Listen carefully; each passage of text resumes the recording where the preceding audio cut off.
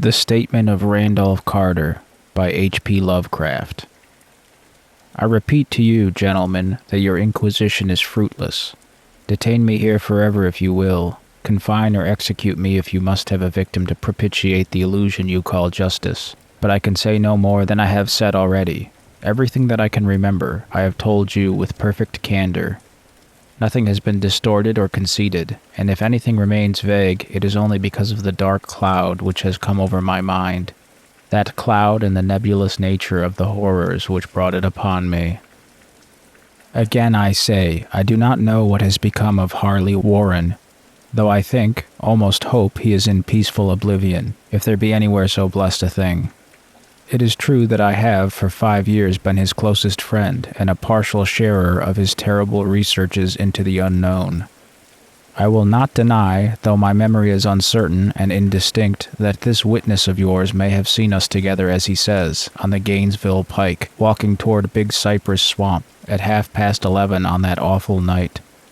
That we bore electric lanterns, spades, and a curious coil of wire with attached instruments I will even affirm, for these things all played a part in the single hideous scene which remains burned into my shaken recollection. But of what followed, and of the reason I was found alone and dazed on the edge of the swamp next morning, I must insist that I know nothing save what I have told you over and over again.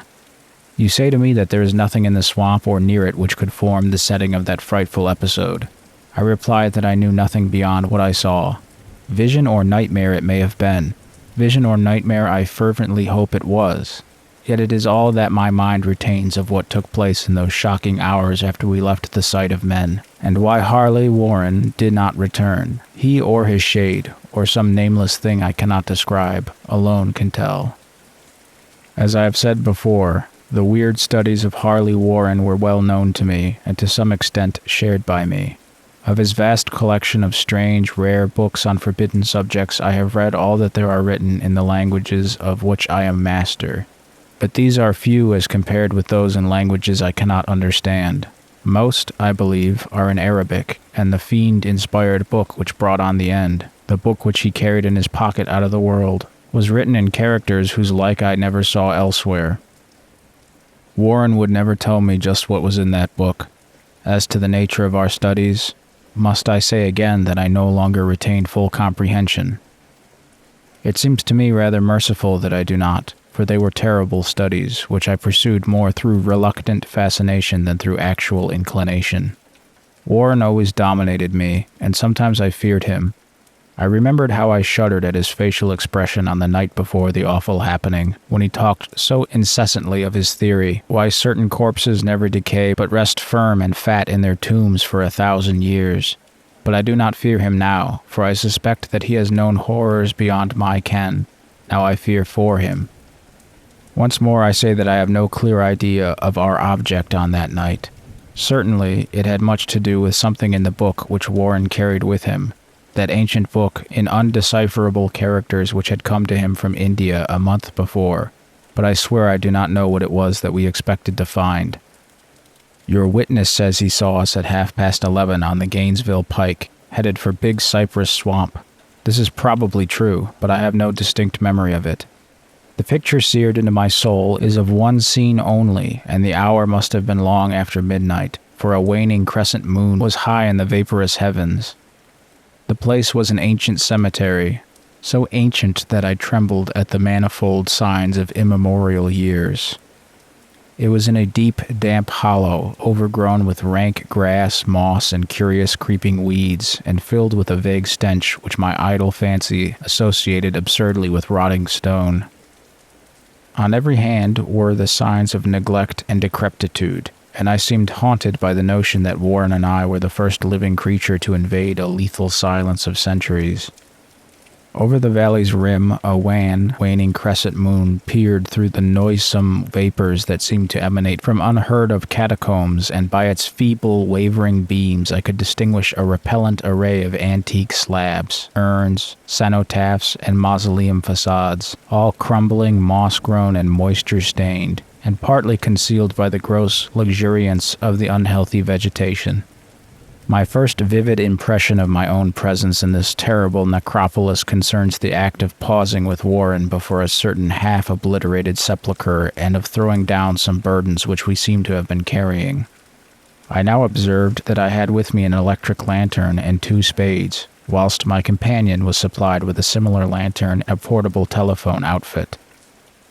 No word was uttered, for the spot and the task seemed known to us, and without delay we seized our spades and commenced to clear away the grass, weeds, and drifted earth from the flat, archaic mortuary. After uncovering the entire surface, which consisted of 3 immense granite slabs, we stepped back some distance to survey the carnal scene, and Warren appeared to make some mental calculations. Then he returned to the sepulchre, and using his spade as a lever, sought to pry up the slab lying nearest to a stony ruin, which may have been a monument in its day. He did not succeed, and motioned to me to come to his assistance. Finally, our combined strength loosened the stone, which was raised and tipped to one side. The removal of the slab revealed a black aperture, from which rushed an effluence of miasmal gases so nauseous that we started back in horror. After an interval, however, we approached the pit again and found the exhalations less unbearable. Our lanterns disclosed the top of a flight of stone steps, dripping with some detestable ichor of the inner earth, and bordered by moist walls encrusted with nitre. And now, for the first time, my memory records verbal discourse, Warren addressing me at length in his mellow tenor voice, a voice singularly unperturbed by our awesome surroundings. "I'm sorry to have to ask you to stay on the surface," he said, "but it would be a crime to let anyone with your frail nerve go down there. You can't imagine, even from what you have read and from what I've told you, the things I shall have to see and do. It's fiendish work, Carter, and I doubt if any man without ironclad sensibilities could ever see it through and come up alive and sane.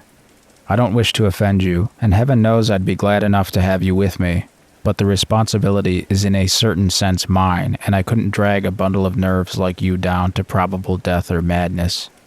I tell you, you can't imagine what the thing is really like, but I promise to keep you informed over the telephone of every move. You see, I have enough wire here to reach to the center of the earth and back."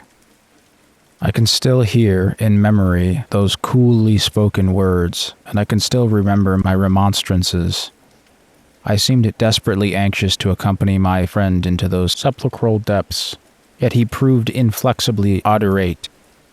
At one time he threatened to abandon the expedition if I remained insistent, a threat which proved effective, since he alone held the key to the thing.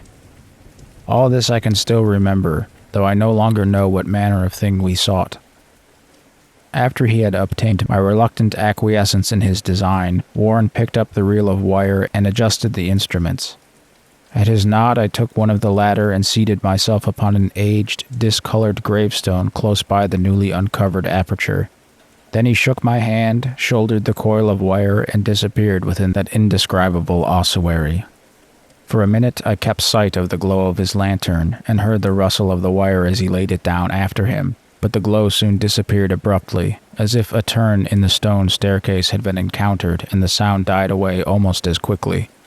I was alone, yet bound to the unknown depths by those magic strands whose insulated surface lay green beneath the struggling beams of that waning crescent moon. I constantly consulted my watch by the light of my electric lantern and listened with feverish anxiety at the receiver of the telephone, but for more than a quarter of an hour heard nothing. Then a faint clicking came from the instrument, and I called down to my friend in a tense voice. Apprehensive as I was nevertheless unprepared for the words which came up from that uncanny vault in accents more alarmed and quivering than any I had heard before from Harley Warren. He who had so calmly left me a little while previously now called from below in a shaky whisper more portentous than the loudest shriek. "God, if you could see what I am seeing." I could not answer. Speechless, I could only wait. Then came the frenzied tones again. "Carter, it's terrible, monstrous, unbelievable." This time my voice did not fail me, and I poured into the transmitter a flood of excited questions. Terrified, I continued to repeat, "Warren, what is it? What is it?" Once more came the voice of my friend, still hoarse with fear, and now apparently tinged with despair. I can't tell you, Carter. It's too utterly beyond thought. I dare not tell you. No man could know it and live. Great God, I never dreamed of this. Stillness again, save for my now incoherent torrent of shuddering inquiry. Then the voice of Warren in a pitch of wilder consternation. Carter, for the love of God, put back the slab and get out of this if you can. Quick, leave everything else and make for the outside. It's your only chance. Do as I say and don't ask me to explain. I heard, yet was able only to repeat my frantic questions. Around me were the tombs in the darkness and the shadows. Below me, some peril beyond the radius of the human imagination. But my friend was in greater danger than I, and through my fear I felt a vague resentment that he should deem me capable of deserting him under such circumstances. More clicking, and after a pause, a piteous cry from Warren. Beat it, for God's sake, put back the slab and beat it, Carter. Something in the boyish slang of my evidently stricken companion unleashed my faculties. I formed and shouted a resolution. Warren, brace up, I'm coming down. But at this offer the tone of my auditor changed to a scream of utter despair. Don't. You can't understand. It's too late, and my own fault. Put back the slab and run. There's nothing else you or anyone can do now. The tone changed again, this time acquiring a softer quality, as of hopeless resignation. Yet it remained tense through anxiety for me. Quick, before it's too late. I tried not to heed him, tried to break through the paralysis which held me, and to fulfill my vow to rush down to his aid, but his next whisper found me still held inert in the chains of stark horror. Carter, hurry. It's no use. You must go. Better one than two. The slab. A pause, more clicking, then the faint voice of Warren. Nearly over now. Don't make it harder. Cover up those damned steps and run for your life. You're losing time. So long, Carter. Won't see you again. Here Warren's whisper swelled into a cry that gradually rose to a shriek fraught with all the horror of the ages. Curse these hellish things. Legions, my God. Beat it. Beat it. Beat it. After that was silence. I know not how many interminable eons I sat stupefied, whispering, muttering, calling, screaming into that telephone. Over and over again through those eons I whispered and muttered, called, shouted, and screamed. Warren, Warren, answer me. Are you there?